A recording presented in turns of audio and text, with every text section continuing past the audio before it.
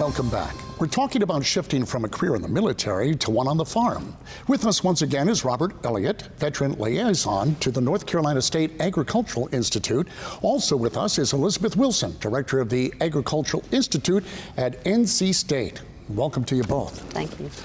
Well, now you go from military to farming, and now we're talking about veterans finding a career in farming. Elizabeth, how did it all start at NC State? The Institute has been around since 1959, and our job has been to teach agriculture to the North Carolina citizens and to make sure that everybody has access to that knowledge. So we did have a lot of veterans throughout the years after wars, but in the last 5-6 years, we several faculty got together and we had the discussion that we are a great program for non-traditional students that don't want a 4-year degree or may already have a 4-year degree, that want to change careers, or they have been looking for different opportunities and just really want to shake it up. So with that conversation came up the idea of recruiting veterans, and I just happened to be at a breakfast one morning when Robert was being recognized as being the young farmer of North Carolina, and he gave a very passionate speech about helping veterans. So several faculty and I went out to visit him on his farm, and from there the idea kept growing, and we have been at Fort Bragg, what now? 2 years. 2 years, and in different capacities. Last week made 2-year anniversary. Wow, well, congratulations on that. But you're a guy who saw your family farm fail at times, and they said, don't do it, Robert. This passion comes out of you and inspires, all of this. Why? Why did you think this was a fit? The way that it all happened was I started farming and doing well, and I made some friends in the industry, in the agricultural industry, that were asking me to come talk about what it's like to be a veteran that comes home, same as we're doing here. And I delivered that talk to a lot of the leaders in agriculture in North Carolina at RAFI, Rural Advancement Foundation International. And everybody wanted a copy of that speech that I gave, and it spread to news outlets who then wanted to do stories about me on the farm back home. And once those stories started getting out, the phone was kind of ringing off the hook with veterans wanting to know, how do I do what you're doing? How do I get into farming, and how do I do what you're doing and make something of it? Basically, it just became this really disorganized, really informal thing where I'd invite them out to the farm and, like, this is a tractor, this is a pig, this is what we use the tractor for, and so forth and so on. And they would just hang out with me and work with me on the farm for, a day or a week or whatever they wanted to do. And they wanted to take these skills back home with them and start to use them to try to start their own operations. And I realized pretty quick that there was a need for very basic introductory level type of agricultural skills training. I started working to develop a basic program that assists through just volunteers that could kind of mentor, who are also veterans, newer veterans that were coming in to the agricultural industry. And that started to kind of take off, and we were able to start getting our hands on some equipment and stuff like that for veterans to be able to use in North Carolina.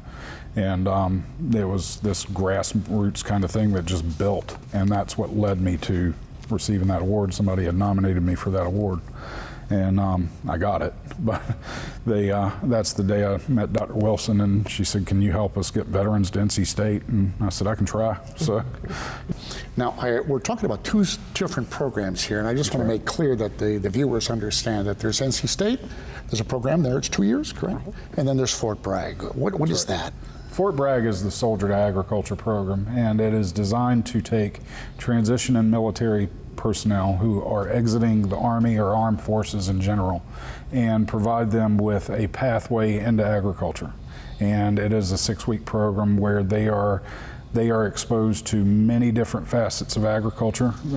We cover typically a topic per day, and we expand on a lot of the risk management behind those topics and what they're all about. And such as if we go visit a cattle farm like we did today, we look at what the positives and the cons of having an operation in cattle would be. just as we were doing this morning. They go meet real live ranchers, farmers. They learn straight from them about the issues and the problems that they've run into, and try to save them a lot of time in terms of trying to find out things the hard way. But it provides them just basically a very in-depth look at topics. A day in the life for them to be able to make a determination. Do they need to go to school? Do they need to go find a career in agriculture with Smithfield or another agricultural corporation, or do they need to go work on a farm and get some experience under their belt first? But you don't have to go through that program to go to NC That's right. State No, you and do do the not. 2-year.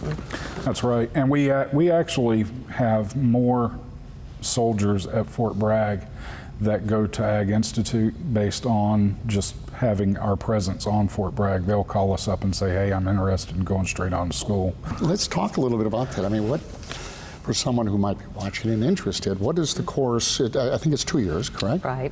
And farming, you know, I think of farming, but there's lots of careers in it. So, I'm sorry, give me kind of a background on what I would learn if I was interested in Well, we have attending. 6 degrees, ag business, horticulture, livestock and poultry, turf, and a general ag and ag business degree. So in any of those, a lot of our students will actually double. So a lot of them want to become entrepreneurs, and that's why I thought it was a good fit for the veterans, because they're very spunky students who have a mindset of being a small business owner or going out and working for industry and managing something. So the industry seeks us out for those types of students, those that want to work hard and be able to work with other people and to manage people. So we thought it was a great fit. But agriculture is still a $90 billion business in North Carolina. So the jobs are everything from farm managers at Smithfield to public relations to inventory to transport to, I mean, almost in the military. In agriculture, there's almost a job for everything in the ag industry. You just have to pick the direction you want to go in with it. I'm kind of picking up on the fact that if you go to school and this is something you want to do, that, you know, you can get a job fairly easily. There's a demand. That's a high demand for it. Is that true? That is true. In fact, I read a study today. In the livestock industry, there's only a 1.5% unemployment rate. That's And pretty low. nationwide, there's a real need for students. We have about a 96% employment rate at graduation, so that means 96% of our students have a job as they walk out the door. Just quickly, because we're almost out of time here, if people want to find out more about the program at NC State, a website, I guess, would be the best way? They can just Google North Carolina State University Agricultural Institute, and should take them straight there. Oh, this is pretty awesome. Do you still have the chicken, by the way? The one that inspires you to become a She's farmer? gone. She's gone. You sold it, didn't you?